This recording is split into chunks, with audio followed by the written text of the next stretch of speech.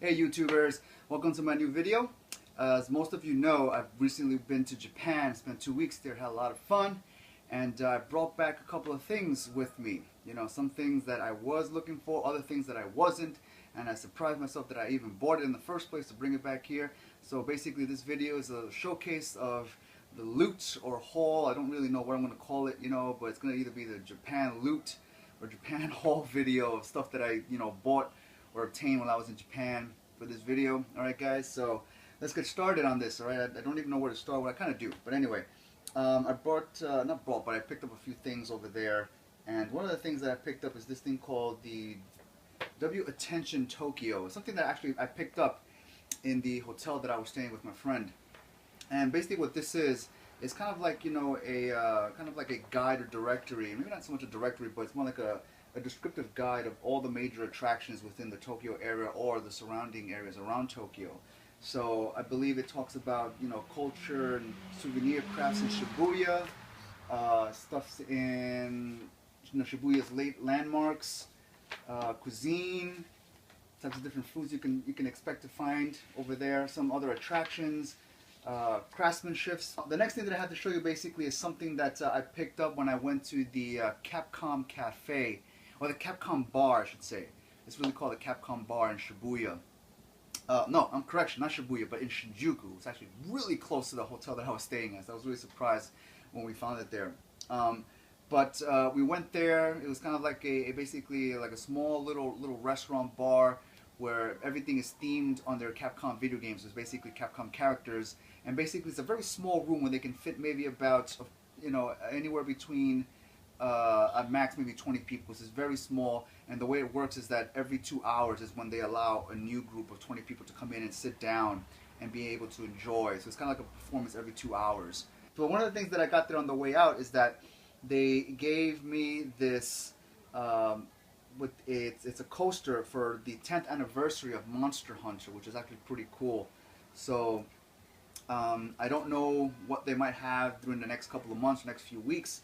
So, but it's a really cool place in Shinjuku. If you ever have the chance of going there to check it out, it's definitely worth your time going there.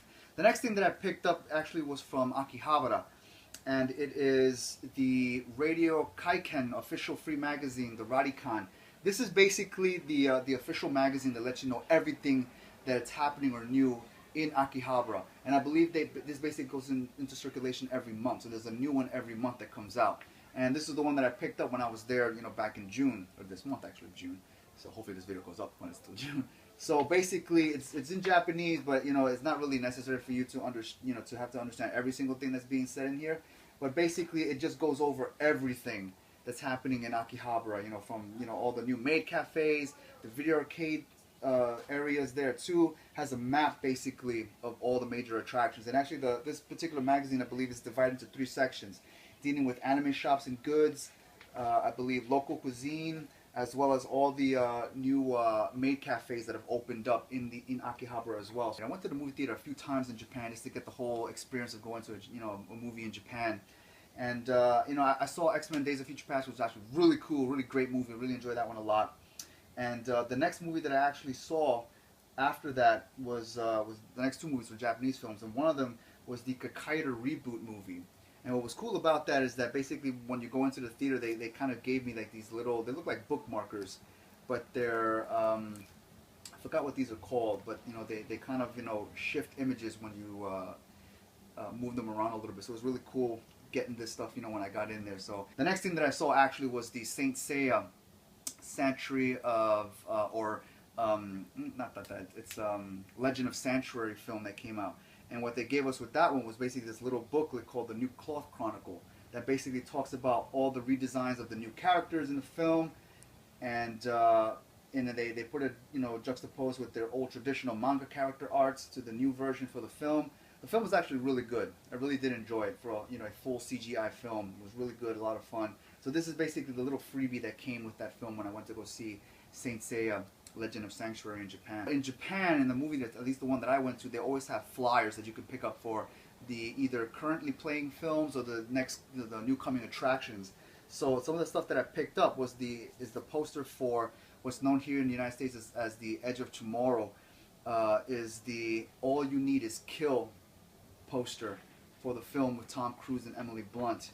So this is basically the little, flyer poster that I picked up over there, which is really cool. And oddly enough is that, in Japan, this film is actually being called by its original name, or the English translated name of the original manga novel, it is actually called All You Need Is Kill, not Edge of Tomorrow. So this is the actual name of it. So it's really cool. Again, the next thing, of course, that I picked up, because it was there and it hasn't come out yet. I'm surprised that a lot of these movies, like, All You Need Is Kill and this one that I'm going to show next, haven't come out yet. They're going to be coming out in the next month or so. But I picked up the flyer for Godzilla. I had to. You guys know me enough. I had to pick this up. So again, it was really cool that I found this there. It's like, Godzilla. It's a thing. It's my thing. So I definitely picked that up. If you guys are anime fans, it's probably the one thing you would go to Japan, especially to Akihabara, for. And I did the same thing too. And it's picking up figurines. Anime PVC figurines. Some of these things I wasn't intending on picking up at all, right? And I did anyway, and others I was surprised that I ended up getting them anyway, or I did pick up. And the first thing that I have to show you basically is I picked up the Supersonico swimsuit figurine. Now, the thing about this, the reason why I picked this up was I had no intention of picking this up, but it's just that every store that I went to in Akihabara this time around had this particular figure on display or on sale. Everywhere that I went to, about maybe 90% of the stores that I went to had this figure there. So I said, you know what the heck, I'm gonna pick it up. It was relatively cheap as well, so that's another reason why. And since I did a little shopping around and made notes, I basically got the best deal, best price for this anyway. I haven't taken any of these out of their boxes yet. I probably will not be taking any of them out because I really don't have any space for them yet. So maybe later on I'll probably will do another video if I take them out and put them on display. So I got this one first. The next one that I have to show you, again, is one of those things that I saw it. I didn't know if I was going to get it, but in the end, like the day before, or 2 days before I was to return back to the States, I decided, what the hell, let me get it anyway. Because, again, just like Supersonico, it was actually at a cheap price compared to the prices that I've seen on Amazon or any of my local anime stores that are around here that, every once in a while I may go to and pick up something. I found it there a while ago. It was really expensive, but when I found it here, it was completely, so inexpensive. And I picked up the Sorceress from Dragon's Crown figurine. This is one of those things, again, I saw it, I really didn't know, and to some point I really had no intention of picking it up, but then at the end, I just decided to say, what the hell, I just picked it up anyway, because I did play Dragon's Crown, and I did like the Sorceress character for, more than one obvious reason, but again, it's a beautiful figure.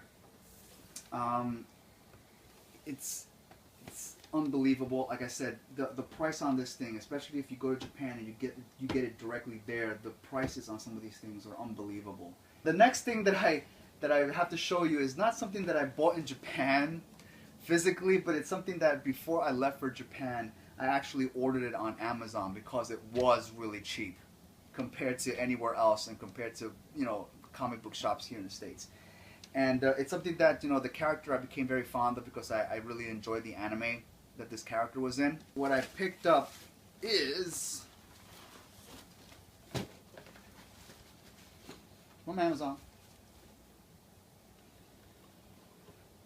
Kurokami Medaka from Medaka Box. Yes. Man, I love this character so much.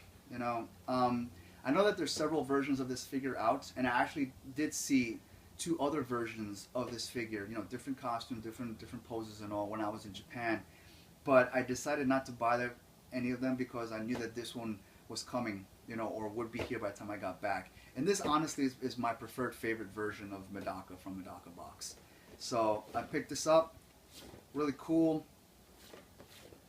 Like I said, it was really cheap actually on Amazon. I found it for like total with shipping for about 80 bucks on Amazon. Now, one of the other or last figurines that I have to show you that I picked up is something that I am really happy about. I'm glad that I found it. One of the things in my mind is I wanted to see if I can get this figure when I went to Japan, and first of all see if I could find it. And again, the same place that I bought the Dragon's Crown Sorcerer figure is where I found this one too. And because I love the character from the game, you know, I picked up Alter's version of Dizzy from Guilty Gear. Man, I was so happy when I found this particular figure there. I mean, I found it in several places too, but when I found it at this particular place, at the price again, at the same price as the Sorceress, I might add, I was really surprised, and I said, "Yup, that's coming with me," you know. So I picked up Dizzy. Dizzy is probably one of my favorite characters from Guilty Gear, so I had to pick up this figure. So there you have it, guys. This and the Sorceress, to be quite honest, I picked up for 8,100 yen, which comes out to about $81 US. It's unbelievable, because here in the States or in Amazon, these figures are going for like almost 150 bucks, and I got it for 81 when I was in Japan. In Japan, damn, it's like a steal, man. But again, I wanted this figure. I found it. I was glad, and I got it. So, damn, kudos to me for that. The next thing that I have to show you, which is the last thing that's part of my loot, is actually a two-parter, because it's also with one of the flyers that I picked up in the theater. And this is something that, you know, I was really excited about when I found out that they were making it into a live-action film, because I love the anime, I love the manga version of this. Oddly enough, I found it at Tower Records. I think this is the only Tower Records that exists in the world, and it's in Shibuya, Japan. You know, so I went there after going to several other places and having no luck, and looking at this place as being, you know, the last chance, of the last place where I can possibly find this. And I picked up Rurouni Kenshin, the live-action film, on Blu-ray.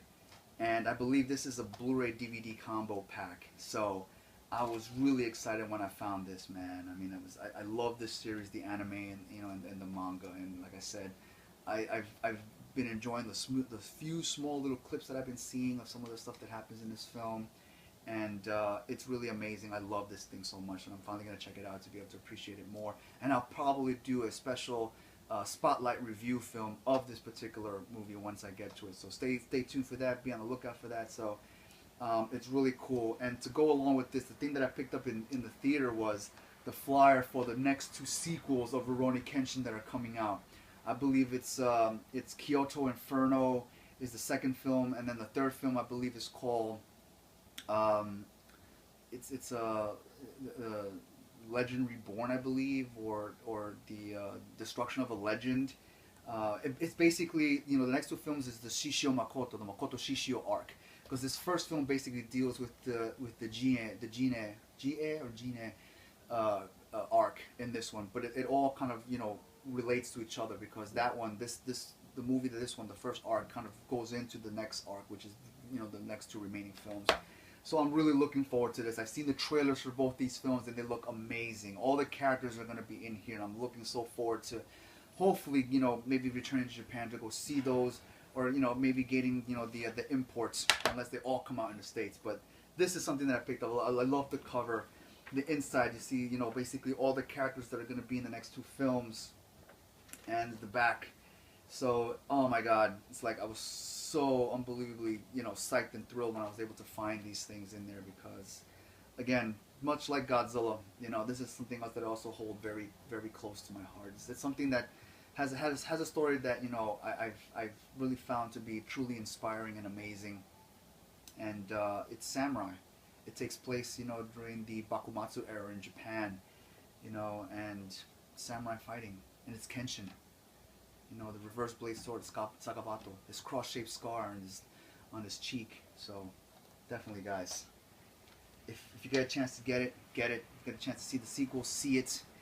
You know, and yeah, that's pretty much it, guys. So that's my entire, you know, haul or loot that I picked up when I was in Japan, that I either bought or picked up that was free. I hope you guys enjoyed this video. I hope you guys enjoyed the stuff that I had to show you that I picked up. Leave me comments, guys. Like my video. Subscribe to my channel. Pass this video along to other, you know, YouTube subscribers that are into anime stuff, anime figures, Kenshin, you know. Yeah, just keep it going, guys. All right. So that's it for this video. All right, guys. So as always, you know, stay safe. Keep watching films or anime or collecting figurines now. All right. And I'll see you guys on the next one. All right, guys.